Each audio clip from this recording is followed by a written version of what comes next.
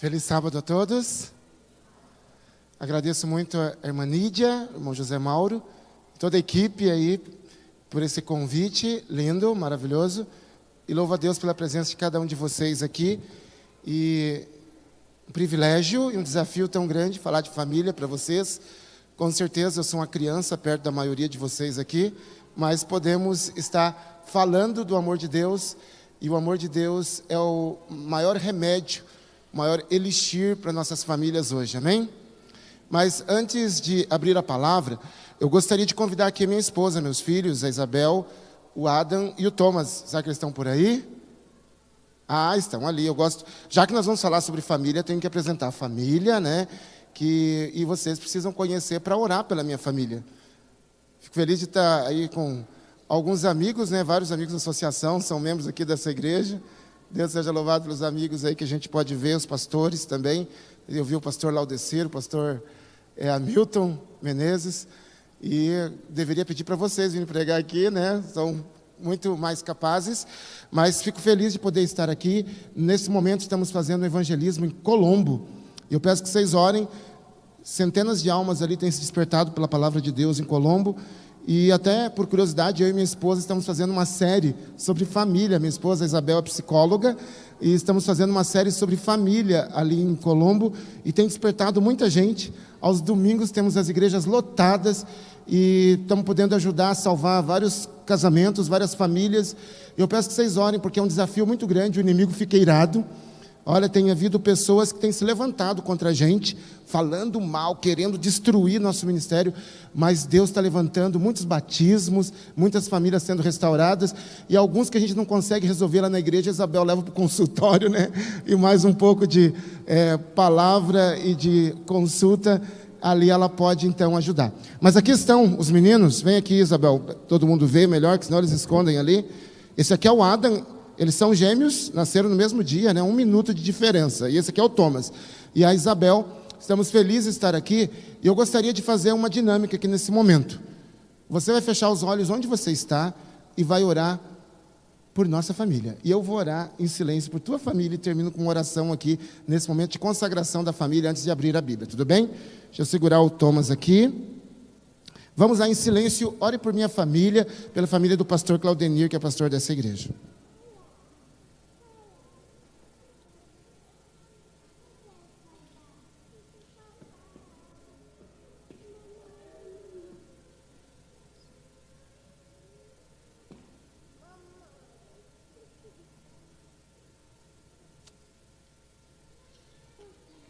Papai do céu, nosso Deus eterno, louvamos o Teu nome porque o Senhor está aqui para abençoar cada família.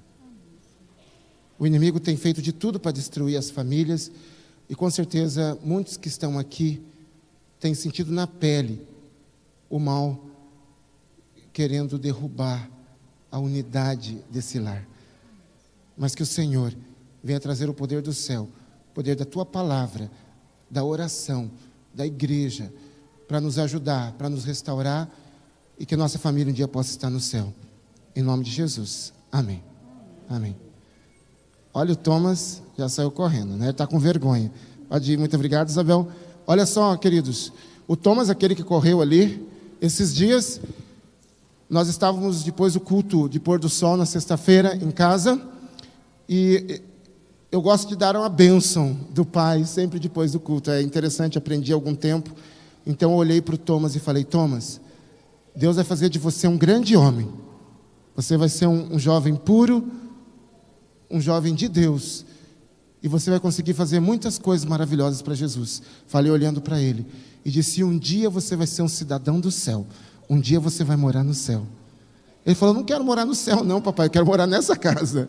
E aí eu fiquei assim meio sem jeito, mas pelo menos eu pude aí pensar, sabe, o que me fez refletir. É lógico que uma criança ela não consegue ainda entender a dimensão do que é céu, do que é eternidade, né? Nem nós não conseguimos direito, muito menos uma criança. Para ele o real é aquilo que ele pode apalpar, que ele pode ver, e ele sente segurança na casa. Mas isso me fez refletir algo que cada um de nós devemos pensar nessa manhã. Sabe o quê? O nosso Deus coloca no ombro de cada pai como sacerdote do lar, cada mãe como rainha do lar, Deus coloca sobre nós a responsabilidade de fazermos nossos filhos ansiar pelo céu. O Thomas, para ele aprender a amar o céu, eu e Isabel vamos ter que ensinar para ele. Os teus filhos, eles estão aprendendo a olhar para cima, eles estão aprendendo a valorizar a eternidade, ou eles estão como o mundo, indo pela correnteza, apenas em direção do aqui e agora? É isso que nós gostaríamos de estudar com vocês na palavra de Deus hoje. Vocês devem ter visto, como eu, que a família está em crise no nosso Brasil. A família está em crise no mundo inteiro. Vocês viram a onda de estupro coletivo? Menino de 10 e 11 anos assaltando e saindo a toda corrida com um carro. Vocês têm visto como a crise de autoridade no nosso país, que começa nas famílias e vai até Brasília, aonde uma presidente saiu, o outro que entrou lá está com a equipe toda podre, aparentemente, também. E o presidente do Senado com lama até o pescoço, e o presidente da Câmara já está até afastado por isso também. Vocês viram, vivemos um tempo de crise de autoridade, mas o problema é que aquilo que está acontecendo lá em Brasília respinga em nossos lares. Os pais hoje não estão tendo mais autoridade sobre seus filhos. As mães não estão tendo autoridade também. E o pior é que isso tem batido a porta da igreja também. As famílias da igreja estão tendo as mesmas dificuldades e os mesmos níveis de divórcio, mesma porcentagem de divórcio do mundo está havendo dentro das igrejas. Quantos corações dilacerados por separações, pela violência de um repúdio, quando uma mulher chega para o marido e fala assim: eu não sinto mais nada por você, eu estou partindo. Ou quando o marido, sem brilho nos olhos, também começa a ficar cada vez mais indiferente com a sua esposa e com os filhos. Enfim, gente, vamos buscar hoje na palavra de Deus uma maneira de podermos buscar forças e poder para enfrentarmos os grandes desafios que a família tem nesse tempo do fim.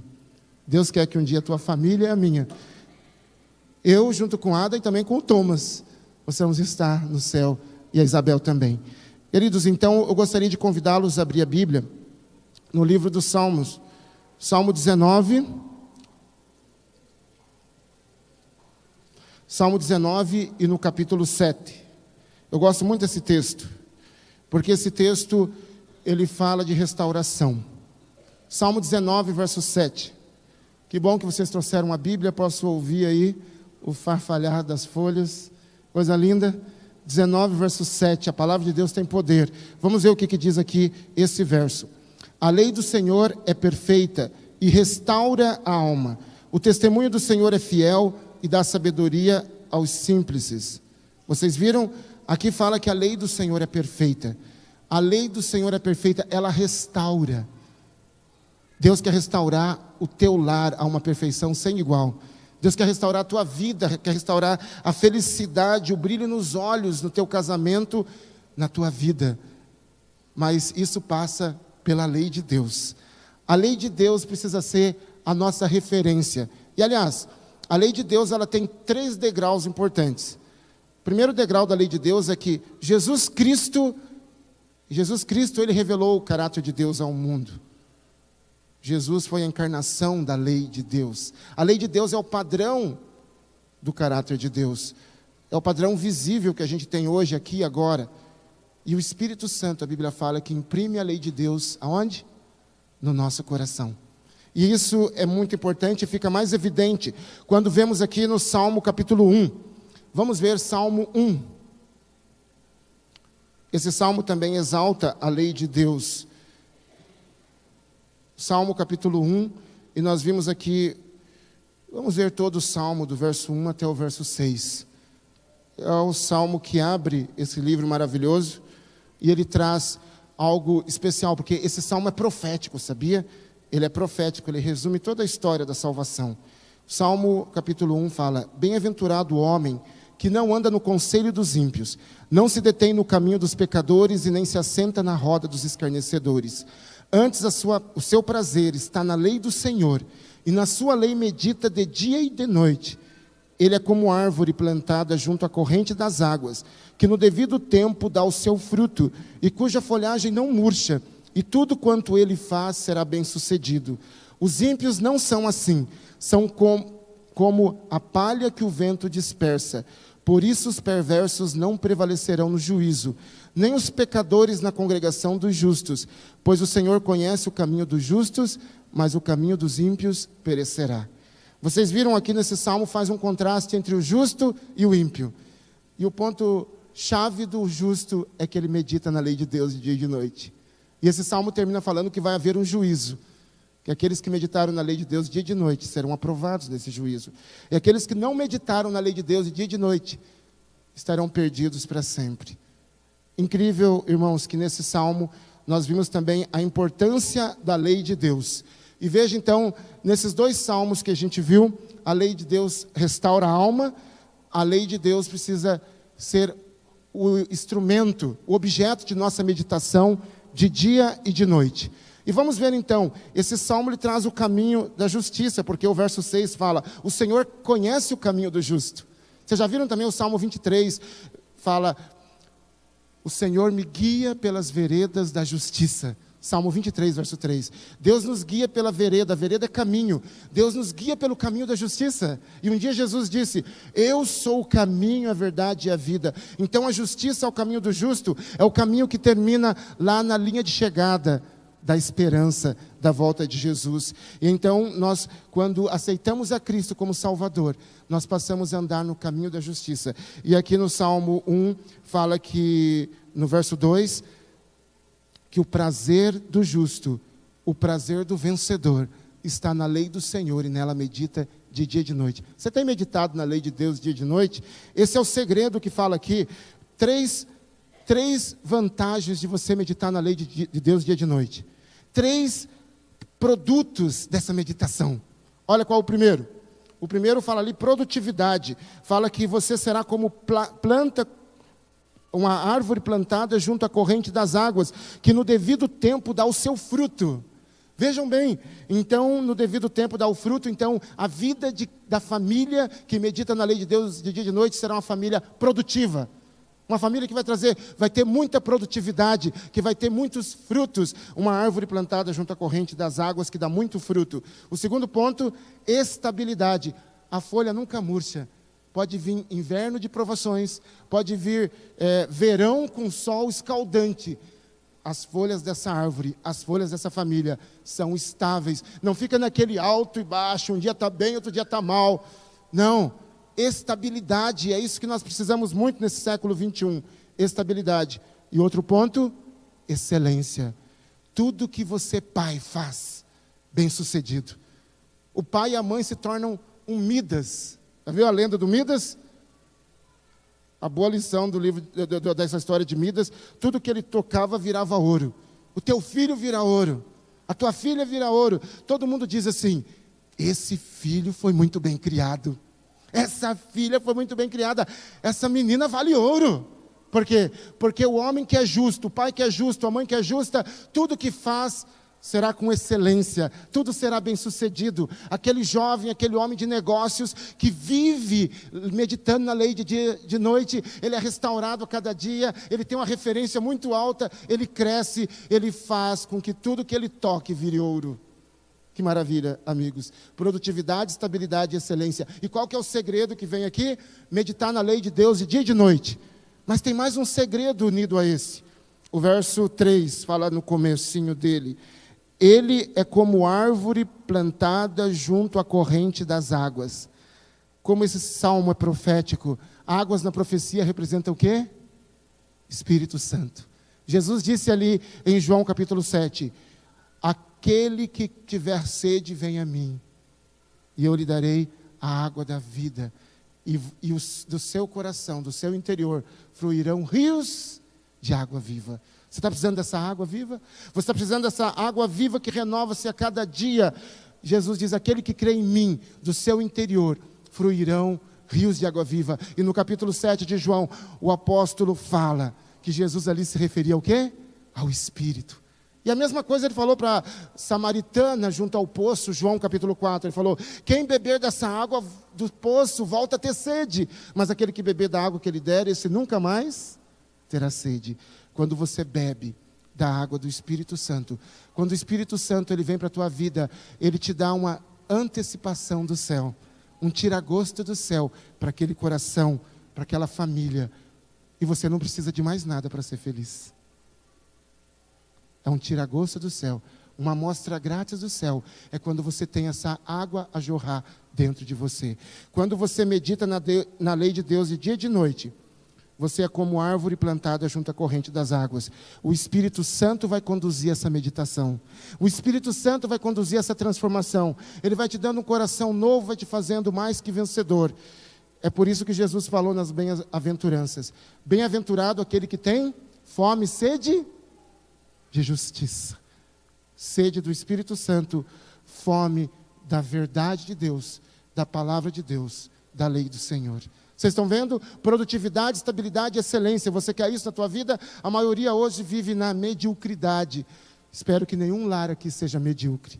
Irmãos, então, como a lei do Senhor, precisamos meditar nela. Eu quero, na última parte desse sermão de hoje, estudar com vocês a lei de Deus. Vamos ver alguns princípios relevantes na palavra de Deus, na lei de Deus. Êxodo 20.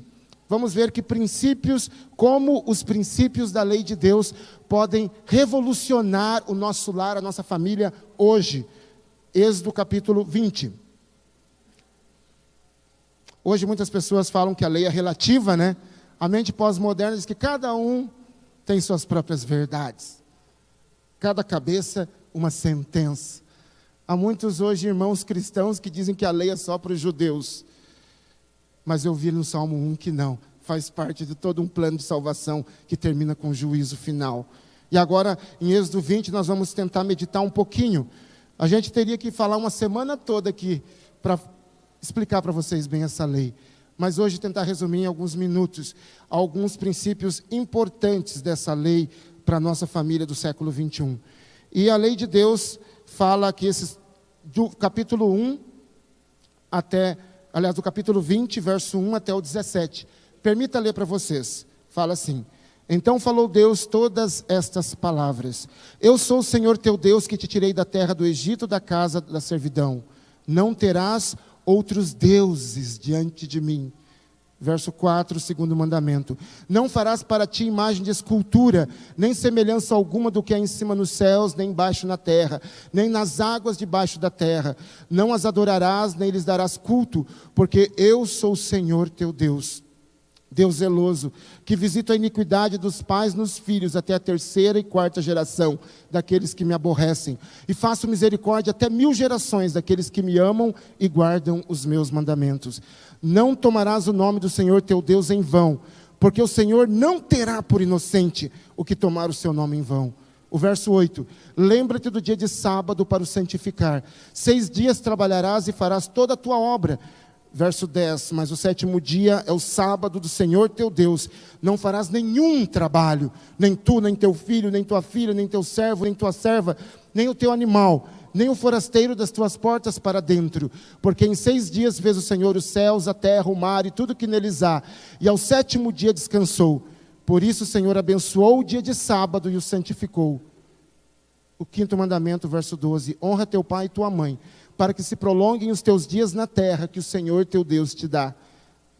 O 6º mandamento, verso 13: não matarás. O 7º, não adulterarás. O 8º, não furtarás. O 9º, não dirás falso testemunho contra o teu próximo. E o 10º, não cobiçarás a casa do teu próximo, não cobiçarás a mulher do teu próximo, nem o seu servo, nem a sua serva, nem o seu boi, nem o seu jumento, nem coisa alguma que pertença ao seu próximo. Vocês perceberam? Então aqui estão os 10 mandamentos da lei de Deus. E eles são sempre atuais. Para a família, aqui está a placa. As 10 placas que indicam o caminho, para que você possa ir pelo rumo certo. Para que você não perca o caminho da justiça que te leva à eternidade. Vamos ver então, entender um pouquinho esses 10 mandamentos. Em toda a Bíblia, a dinâmica dos mandamentos, vem um contraste. O fruto do Espírito e o quê? E as obras da carne. O apóstolo Paulo trabalha muito isso. Mas João também no Apocalipse trabalha isso. Pedro trabalha, Jesus trabalhou muito disso. Eu gostaria de, então, para nós entendermos a obra do Espírito Santo, eu gostaria de convidá-los a vermos aqui em Gálatas capítulo 5. Vamos deixar que a Bíblia interprete os mandamentos. Gálatas capítulo 5 fala do fruto do Espírito. Como disse a vocês, aquele que medita na lei de Deus dia e de noite, é uma árvore plantada junto às águas do Espírito. E então, Gálatas capítulo 5, nós podemos ver aqui a primeira parte da interpretação da lei de Deus. Muitos dizem que a lei de Deus não está no Novo Testamento. Aqui está, olha. A lei de Deus no Novo Testamento. 5, verso 22 de Gálatas. Vamos ver qual que é o fruto do Espírito. Como que o Espírito Santo te capacita a guardar a lei de Deus para você ser um melhor pai, uma melhor mãe, um melhor filho, filha.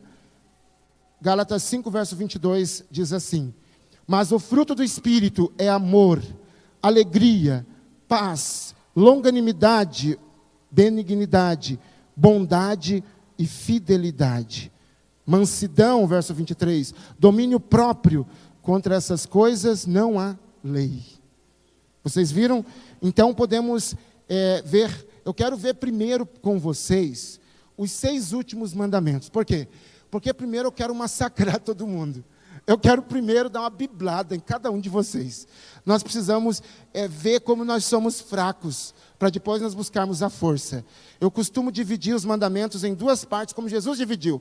Jesus dividiu a primeira, amor a Deus. A segunda, amor ao próximo. E eu gosto de dividir. A primeira parte é os segredos da justiça. E a segunda parte, os 6 últimos mandamentos, são os frutos da justiça. Vamos ver se a gente tem esses frutos da justiça? Então, ali estão os 6 últimos mandamentos da lei de Deus, do 5º até o 10º. E vamos ver ali, em poucas palavras, o que o Espírito traz. Nós vimos aqui que a mãe de todas as virtudes é o amor. O amor é a primeira parte do fruto do Espírito em Gálatas 5. Então, na verdade, o amor tem que estar em todos os mandamentos, né? Em todos os últimos mandamentos, o amor, porque ele é o padrão da justiça de Deus, é o amor. Nós precisamos amar. Se você ama, você não desonra os pais. Se você ama, você não mata. Você valoriza a vida. Se você ama, você não vai adulterar. Se você ama, você não vai roubar. Se você ama, você não vai falar mal do outro. Se você ama, você não vai ficar cobiçando desejos impróprios, né? Então, por isso que agora nós vamos ver os outros gomos desse fruto.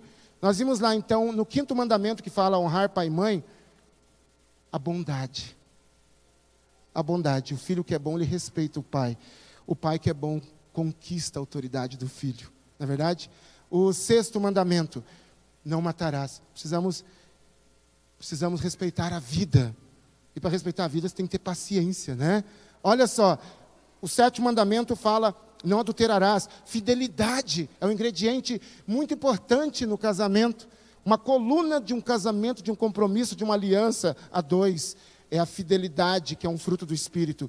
E a fidelidade também no 8º mandamento. Porque sabia que diz que hoje existe muita traição financeira, já ouviu falar disso?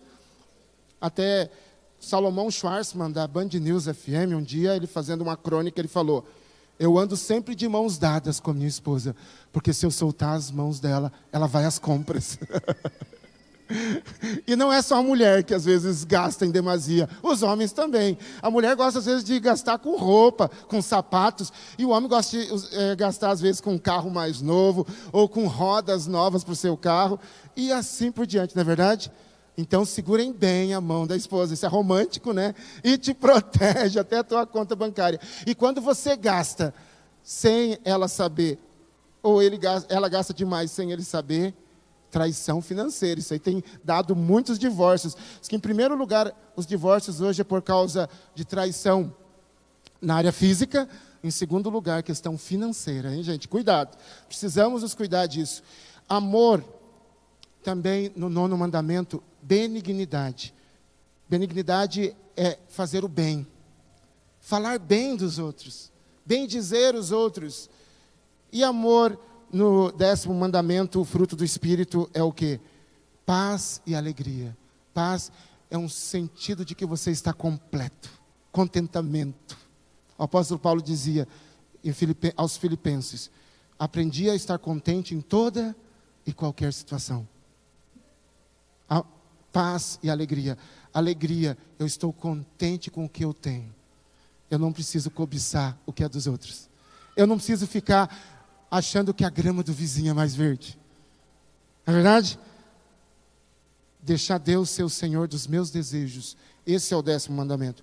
Então você vê, e agora como nós vamos aqui em Gálatas também, capítulo 5, um pouquinho antes, nós podemos ver aqui as obras da carne, que é exatamente o contrário, é o que puxa a gente para longe dos princípios da lei de Deus. Gálatas capítulo 5, e nós vamos ver aqui então o verso 19 até o verso 21. Vamos ler então aqui o contraste. Como vêm as obras da carne, da nossa natureza pecaminosa. Ora, as obras da carne são conhecidas, e são prostituição, impureza, lascívia, idolatria, feitiçarias, inimizades, porfias, ciúmes, iras, discórdias, dissensões, facções, invejas, bebedices, glutonarias e coisas semelhantes a estas, a respeito das quais eu vos declaro, como já outrora vos preveni, que não herdarão o reino de Deus os que tais coisas praticam. Vocês viram? Queridos, é o contrário do que a gente viu.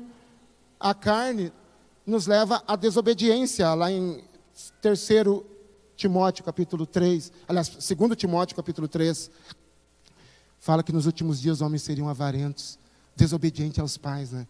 Desobediência, desrespeitosos, cruéis, violentos, inimigos do bem, mais amigos dos prazeres que amigos de Deus. E nós vemos aqui, no 6º mandamento, nós vemos aqui a inimizade, facções, né? Iras, que fala lá também em 2 Timóteo capítulo 3.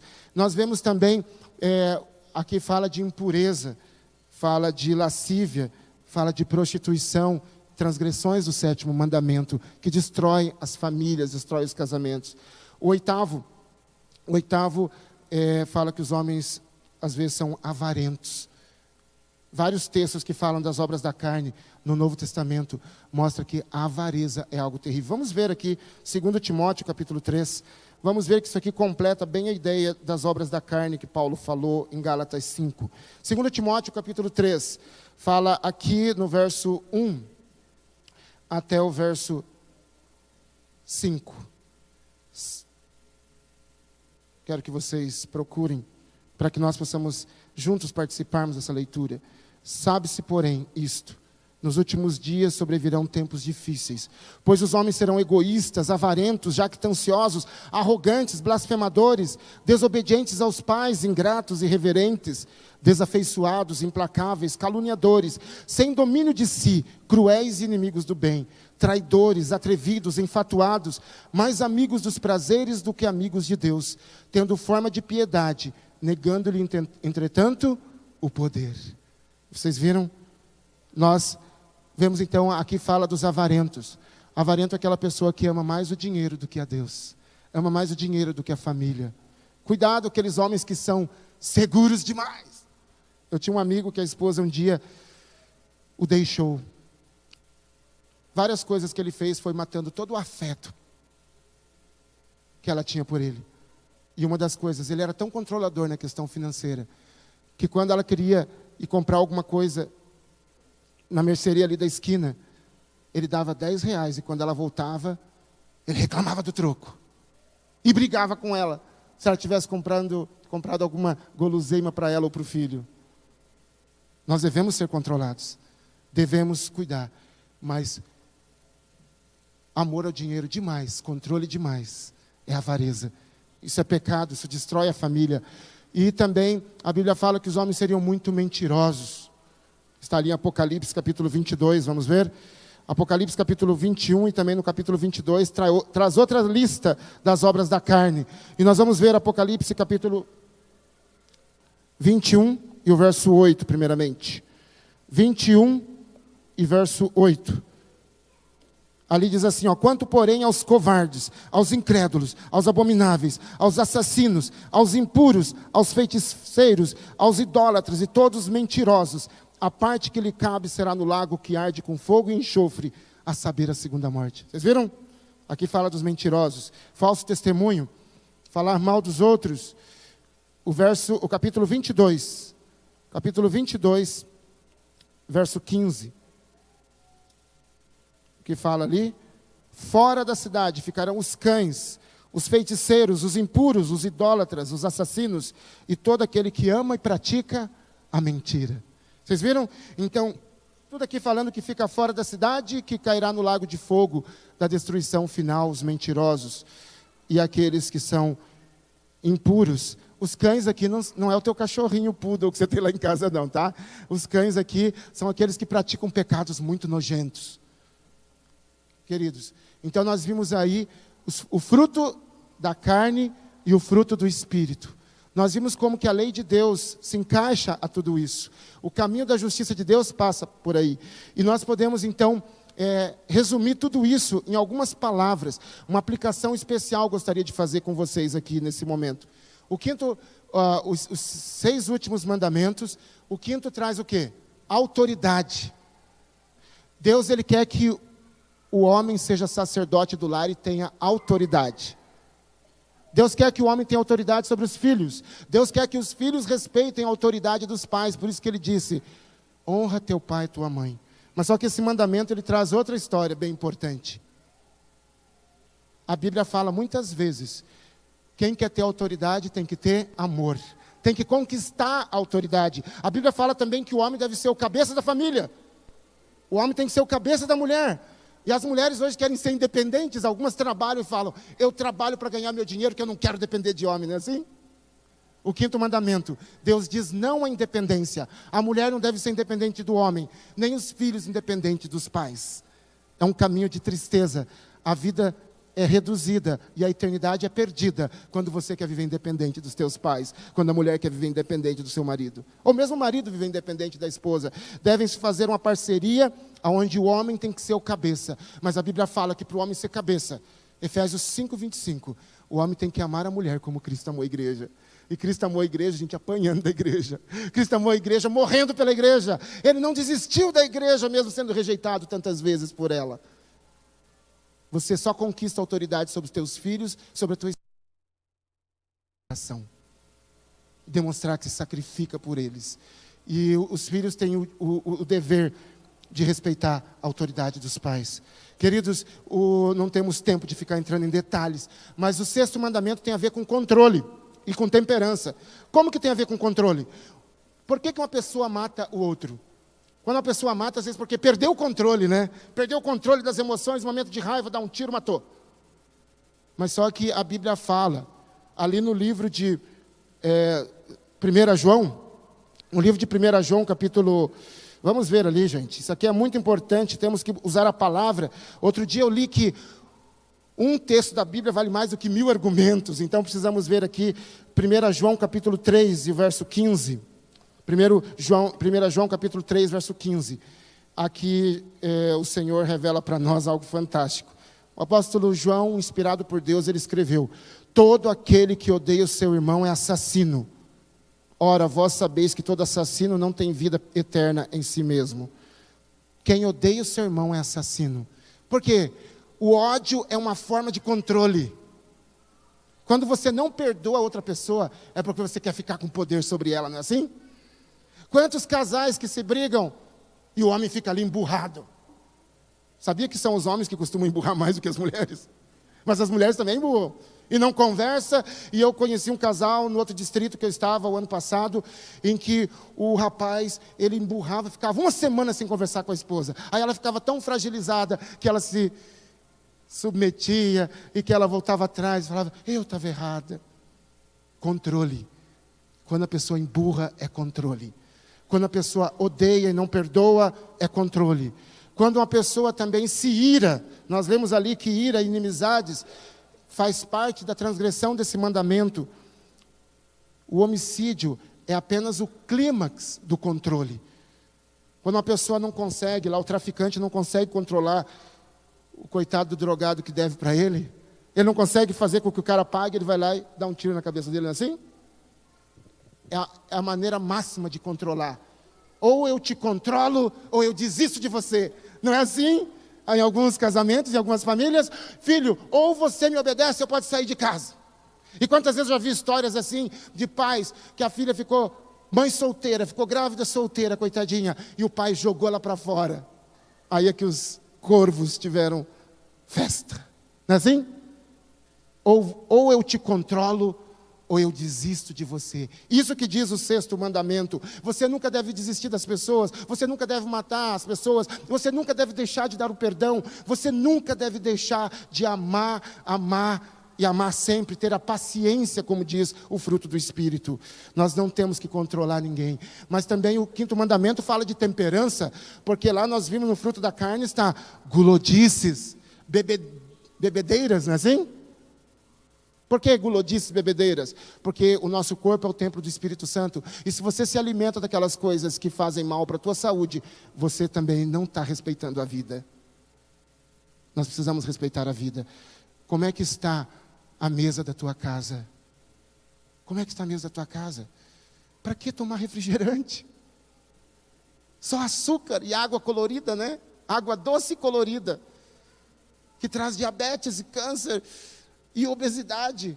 E eu lutando para perder meus quilinhos, é difícil. Acho que foi muitos anos de refrigerante, né? Vamos deixar de lado o refrigerante. Vamos diminuir o açúcar, se não eliminá-lo. Vamos diminuir a carne. Vamos cuidar da nossa saúde. Cuide da saúde dos teus filhos. A irmã White fala que há muita religião em um pão integral. A tua vida é tão corrida que você não consegue cuidar da alimentação dos teus filhos. É transgressão do 6º mandamento: não matarás. Você vai lá e compra aquele pão integral lá no mercado, tem aquele cheiro muito conservante, acidulante. Não é assim? Tenha uma vida mais simples e cuide da saúde da sua família. O 7º mandamento fala sobre compromisso, aliança. No dia do casamento, o casal faz uma aliança de exclusividade. Você precisa ser exclusivo. Uma mulher, ela nunca é feliz se ela não se sentir a única. Por isso que quando a mulher está indo, o marido está dirigindo ali, e a mulher está do lado, e de repente passa uma corredora com o shortinho bem curtinho, e o homem é tentado a ficar olhando. E a mulher dá um cutucão. Nada machuca mais o coração da mulher do que quando ela vê que ela não é a única. E ela não tem tempo, às vezes, de fazer academia igual aquela atriz lá do filme. Ela não tem tempo de ficar com um personal trainer 8 horas por dia, igual aquela mocinha lá da propaganda de cerveja. O homem que ama sua mulher vai fazer ela se sentir única e exclusiva. Ele vai mudar de canal quando vier aquela propaganda de cerveja. Ele não vai ficar assistindo aquele programa de auditório com aquelas dançarinas. Não. Não adulterará significa você respeitar a intimidade da tua família. Não adulterarás é você não quebrar a confiança. Nem no WhatsApp. Hoje, com as mídias sociais, ficou mais fácil trair. Num clique, você já pode estar num site pornográfico. E a mulher se sente muito mal de não se sentir única. E o homem também não se sente bem. Muitas mulheres querem buscar o romantismo que não vê mais no seu esposo. E o Ricardão sempre é muito romântico, já viram? O Ricardão nunca falta dinheiro para ele comprar um buquê de flores. O Ricardão, ele pode levar a mulher para comer fora sempre. E a piriguete? A mulher às vezes não tem tempo para o marido, mas a piriguete sempre tem, já viu? A mulher nem sempre tem disposição para a intimidade. A piriguete sempre tem. Incrível, né?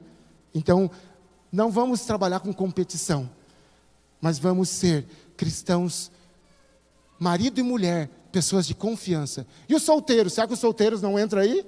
Os solteiros entram sim, porque transgressão desse mandamento é a fornicação. A Bíblia fala que os fornicadores impuros não entrarão no reino dos céus. E tem muitos solteiros hoje que não são casados e estão numa vida de relacionamentos superficiais, onde acontece de tudo. Pessoas que ficam adiando o casamento, 7 anos de namoro, 10 anos de namoro, em vez de chegar ali para o pai da moça e falar: olha aqui, eu vou casar com ela. Um grande problema dos solteiros hoje que estão começando a namorar muito cedo e estão se casando muito tarde. E aí ninguém aguenta com essa estimulação que é o mundo hoje. A irmã White fala num texto, eu não me lembro agora, mas se alguém quiser depois eu passo, que o casal que está namorando há mais de um ano e não está com o casamento marcado, já é doentio esse relacionamento. Tem que haver compromisso. No tempo de Jacó, Jacó pagou o dote por Raquel, que ele queria se casar com ela. Ele pagou o dote e trabalhou 7 anos por ela. Eu nunca entendia isso. Aí eu fui estudar um pouco mais, sabe por que ele pagava o dote? O pai e a mãe queriam ter segurança, se o cara era trabalhador, que poderia sustentar uma família. Hoje, os namorados das tuas filhas, eles têm provado. Nenhum homem deveria tocar, nenhum rapaz deveria tocar na tua filha sem provar de que ele pode ser um bom marido, um bom provedor. Porque namoro não é para passar tempo. Namoro não é diversão, senão as pessoas se tornam objetos. No adultério e na fornicação, as pessoas são reduzidas a objetos. Não é verdade? Queridos, Deus quer que você seja único e não seja um objeto. A razão, aliás, um ponto que eu queria falar ainda sobre essa questão do 7º mandamento é o seguinte: os pais, o solteiro pode falar assim, mas eu não, se eu tiver com intimidade antes de casar, eu não estou adulterando, porque adultério é quando dentro do casamento a pessoa fere a confiança. Mas é o seguinte, quem é casado tem uma aliança de pureza com seu cônjuge. E quem é solteiro tem uma aliança de pureza, sabe com quem? Com o pai e com a mãe. Foi o pai e a mãe que acordou de madrugada. Foi o pai e a mãe que trocou tuas fraldas. O pai e a mãe têm o direito sobre você até que entregue você lá no altar para um cônjuge. Vocês já viram? O pai vem e traz a noiva até aqui à frente, não é assim? Naquele momento o pai vai e entrega a noiva para o noivo. Daquele momento, então, agora o pai permitiu dos dois viverem, dormirem juntos numa cama. Maravilha! Mas aquele rapaz que provou que era capaz de sustentar a família, ele agora assumiu aquela moça. É assim. Mas hoje não. Hoje o rapaz lá, o pai está em casa, de repente chega a filha com aquele rapaz com um alagador desse tamanho, o cabelo por aqui. Pois é, e daí, velho? Estou aí namorando com a sua filha, né? Já faz algum tempo que a gente está ficando. Não é assim? E o pai olha assim. E depois já vão para o quarto lá e fecham a porta. As liberdades que às vezes os filhos estão tendo. Nós, filhos, devemos lembrar que se você buscar essa intimidade antes do casamento, você está quebrando a aliança com os teus pais. Você está desobedecendo e desrespeitando os pais. E os pais precisam estar ensinando os filhos a cada dia nisso. Queridos, o 8º mandamento fala: não furtarás. Deus quer que você lide bem com a propriedade que você tem. Lide bem com o dinheiro. Deus quer que o teu dinheiro, a maneira como você guia a tua vida financeira, seja guiado pela razão e pelo Espírito Santo. O consumismo hoje quer fazer você comprar de maneira impulsiva, não é assim? Mas o Espírito Santo e a razão podem te ajudar. Você precisa ter um orçamento. Eu gosto muito da história de uma vez que um pastor foi questionado por uma pessoa que ele estava recebendo estudo bíblico dele, e a mulher perguntou: é verdade que se eu for para a tua igreja eu vou ter que dar 10% de tudo que eu recebo? Se for assim, pode falar que eu não vou mais nessa igreja. Aí o pastor baixou os olhos naquele momento e respirou fundo e orou: me ajuda a dar uma boa resposta, Senhor. Sabe o que ele conseguiu falar? Não, Deus não quer 10%.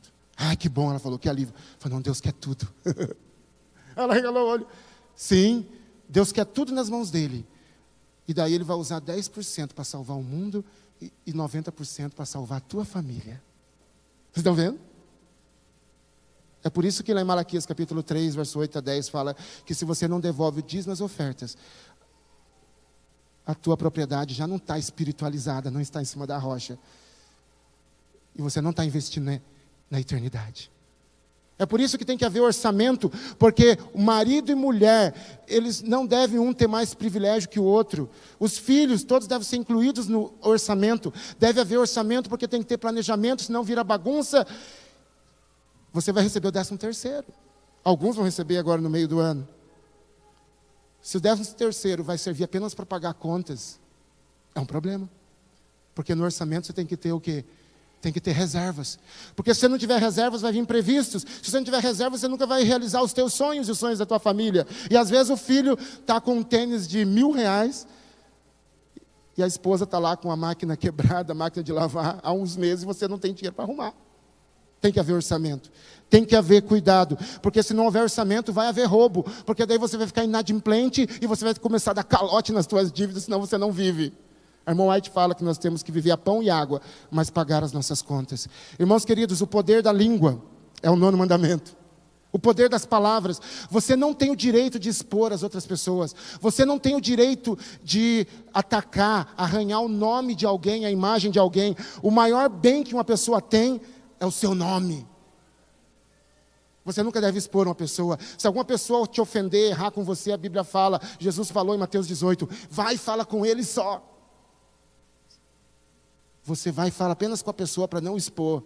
Agora, se não resolveu, daí você chama 1 ou 2 testemunhas, pessoas consagradas, o pastor, o ancião, alguém que pode realmente ajudar. Se não resolveu, aí você expõe, aí pode colocar até na justiça ou levar para a comissão da igreja, mas primeiro você tem que tentar resolver no tete a tete e não ficar falando mal da pessoa, denegrindo o seu caráter diante dos outros. Outro dia eu li numa prefeitura lá no Rio Grande do Sul, eu trabalhava lá, e estava escrito assim, ó, antes de começar a falar, verifique se a sua língua está conectada ao seu cérebro. Isso é bom. Nós temos que pensar antes de falar. Nós temos que buscar o Espírito Santo antes de falar de alguém. Algo muito sagrado, o nome de alguém. Isso é tão sério que o 3º mandamento tem a ver com esse. No 3º mandamento Deus diz, não tomarás o nome do Senhor teu Deus em vão. No 3º mandamento você não pode sujar o nome de Deus. E no 9º você não pode sujar o nome do teu próximo. E quantas vezes casal está recebendo uma família de amigos, ou então uma festa de final de ano, né? Logo chega o final de ano, né? E chega a festa de final de ano e vem o parente, vem o genro, vem a tia, vem a avó, e está todo mundo ali. E o marido fala mal da esposa na frente de todo mundo. Já viu isso? Isso é expor. Isso é expor. Até tem a história de que uma vez, numa festa dessa, o marido querendo desprezar um pouco a esposa, estava com problemas lá, né? Na intimidade estava com problemas. E então, na frente de todo mundo, ele resolveu ridicularizar a esposa. Ele falou assim, vocês estão vendo a minha esposa? Ela é tão linda. E todo mundo, né? Daí ele disse, pena que ela é tão burrinha. Expôs a esposa. Por mais que ele falasse por brincadeira, mas ela naquele momento se sentiu ferida. E daí, naquele momento, ela quase deixou cair a bandeja que estava na mão dela, de raiva. E ela respondeu à altura. Ela falou, verdade mesmo. Eu sou linda o suficiente para que você gostasse de mim. E fui burra o suficiente para gostar de você e casar com você. Que coisa, né? Expor. Não exponha os teus filhos. Tem gente que às vezes na frente dos outros dá um tapa no filho. Ou xinga o filho quando o filho erra. Não, chame num cantinho. Não exponha. Não destrua com a autoestima. Não traga todo esse tipo de trauma sobre uma criança, sobre um relacionamento. O 10º mandamento é sobre o desejo. O desejo nosso precisa ser controlado também pela razão e pelo Espírito. Nós precisamos ser pessoas cheias de contentamento e gratidão. Quando você fica desejando o que é dos outros, é porque você não está contente com aquilo que você tem. Você está querendo preencher o teu vazio com as coisas. Você deve preencher o teu vazio com Deus. É pecado você querer preencher o teu coração com desejos da carne. Quando você quer preencher com desejos da carne, é porque está faltando Jesus na tua vida. Enfim, queridos, a última parte dessa mensagem eu quero dizer para vocês. Os 4 primeiros mandamentos é o remédio. É o remédio para os últimos 6. Os segredos da justiça. Nós vimos aos frutos da justiça. Ou da injustiça. E agora aqui nós vemos os segredos da justiça. O 1º mandamento fala, não terás outros deuses diante de mim. Deus quer ser único. Ele é a única fonte de justiça. Deus quer ser exclusivo. Vocês viram a relação que existe entre o 1º e o 7º? No 7º Deus fala, o teu cônjuge tem que ser exclusivo. E no 1º Deus fala, eu quero ser exclusivo. Não há felicidade longe dessa exclusividade. Deus faz uma aliança com você no 1º mandamento. E no 7º, Ele quer que você faça uma aliança com o teu cônjuge, ser fiel. Fidelidade. Então, Deus é a fonte da justiça no 1º mandamento. No 2º mandamento, Deus é o quê?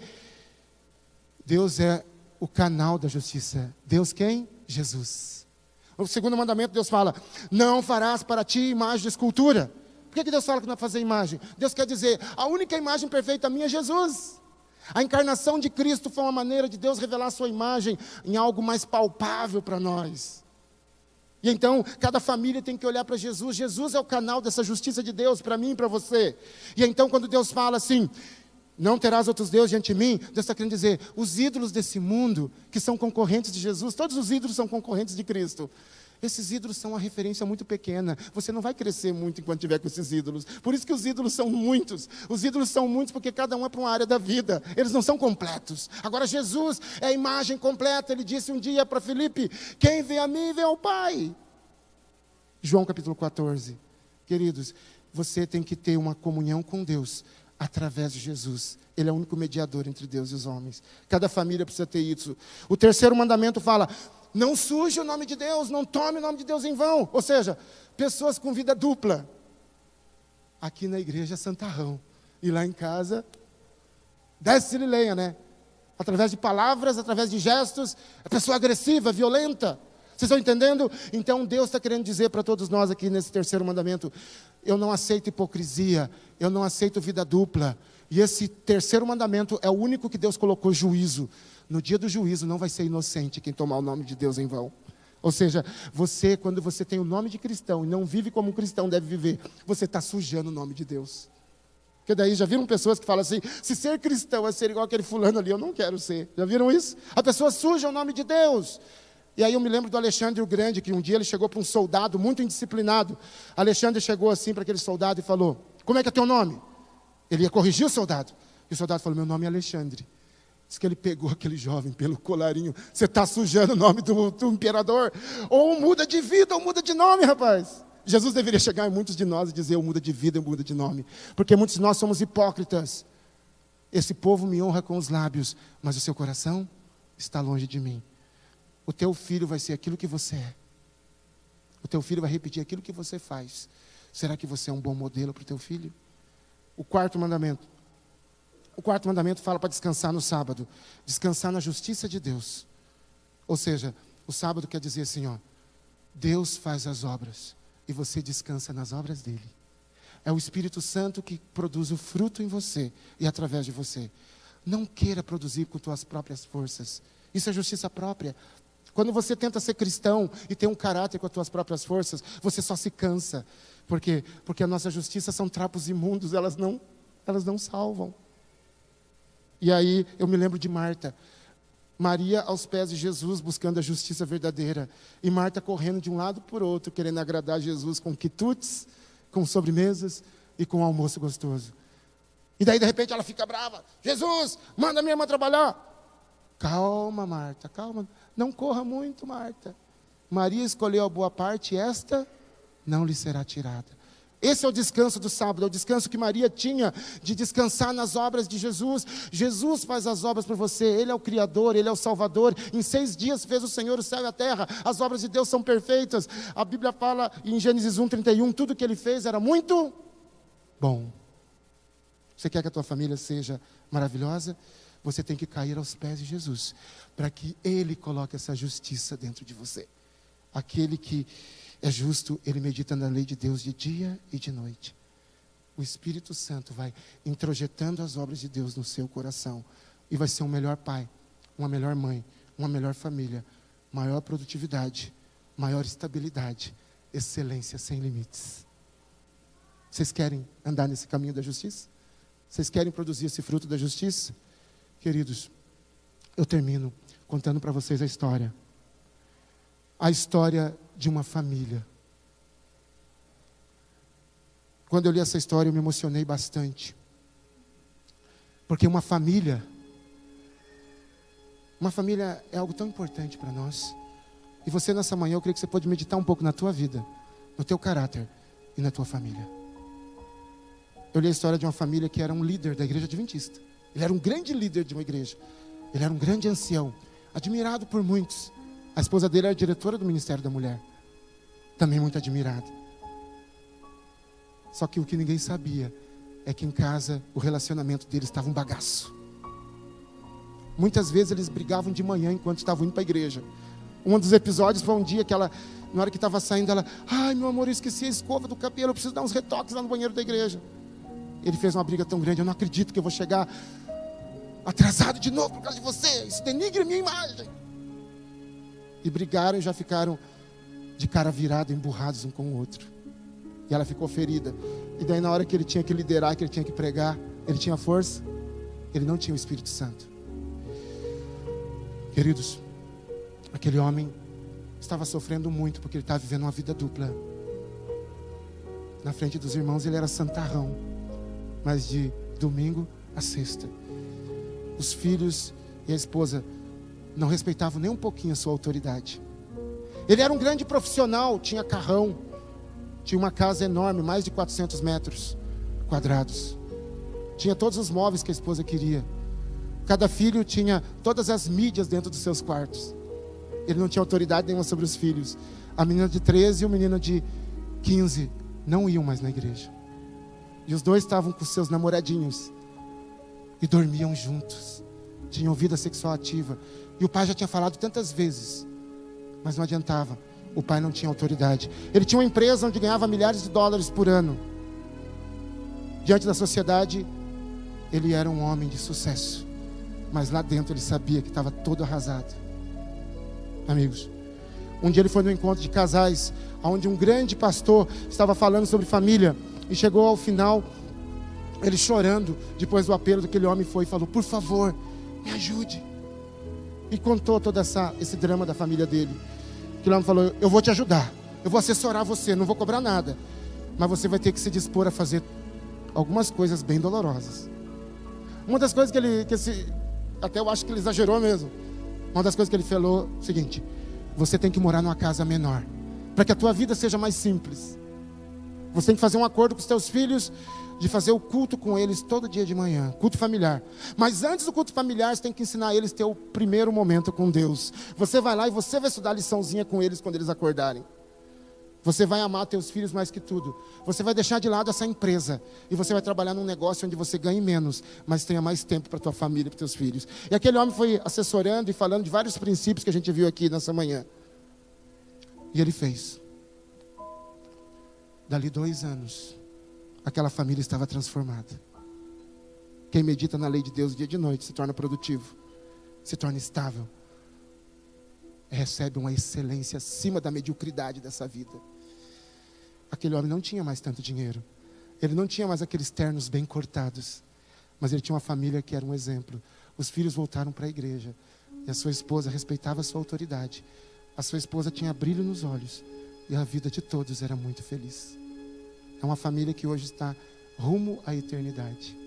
Não tem mais tanto dinheiro, não tem mais tanto luxo, mas numa vida simples, aprenderam a meditar na lei de Deus de dia e de noite. O Espírito Santo renovou cada coração naquela casa. Uma nova vida, tudo novo. Eis que faço nova todas as coisas. Você precisa um pouquinho disso? Gostaria de fazer um apelo nessa manhã. Você está precisando dessa excelência do Espírito e da lei de Deus? Eu quero orar por você nessa manhã. Mas eu quero que, se tem algum familiar teu aí, aliás, primeiro, eu quero que todos aqueles que são pais ou maridos se coloquem de pé. Aqueles que querem ter esse Espírito Santo, querem ter essa lei. Pais e maridos, vocês que são os sacerdotes do lar, se coloquem de pé se você quer ter esse poder do Espírito renovando a tua vida, a tua família. Vocês são os sacerdotes do lar. Amem esposa e filhos para ganhar autoridade sobre eles. Tenham uma vida simples para ter mais tempo com eles e com Deus. Que sem Deus vocês não vão ter autoridade. Aqueles que estão aí, a esposa ou as mães, se coloca de pé do lado do seu marido. Se estiver lá longe, vem ali e abraça ele agora. Abraço, abraço. Porque vocês têm que estar unidos nessa empreitada. Vocês precisam estar unidos nessa empreitada de buscar o Espírito Santo e meditar na lei de Deus. E agora eu gostaria que os filhos que estão aqui vão também juntos. Se teu pai e tua mãe não estão aí, vai perto do teu irmão, vai perto do teu amigo, ou vai perto daquela família amiga e abrace. E abrace. E abrace. Deus quer salvar a tua família. E eu não quero terminar apenas com a minha oração. Eu quero que cada pai abrace bem a sua família, na medida do possível. E o pai vai orar para a sua família agora, para que Deus derrame a bênção do Espírito sobre vocês. Ore, e depois eu vou terminar com oração, depois de alguns segundos de oração de vocês. Vão lá, abraça a família e faça a oração. Cada pai, cada marido, cada líder de um lar aí. Faça lá.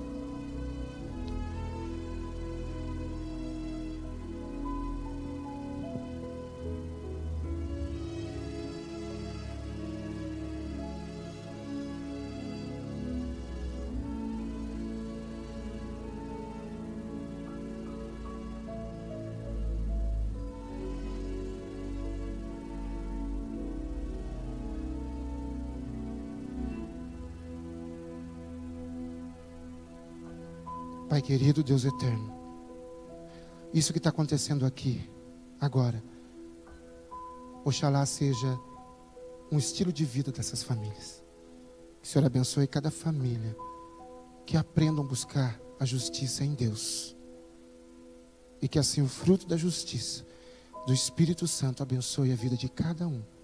E que a graça de Jesus, o amor de Deus o Pai, a comunhão do Espírito Santo, crie um muro de justiça ao redor dessas famílias, que os protejam da geração perversa e podre desse mundo. Em nome de Jesus. Amém.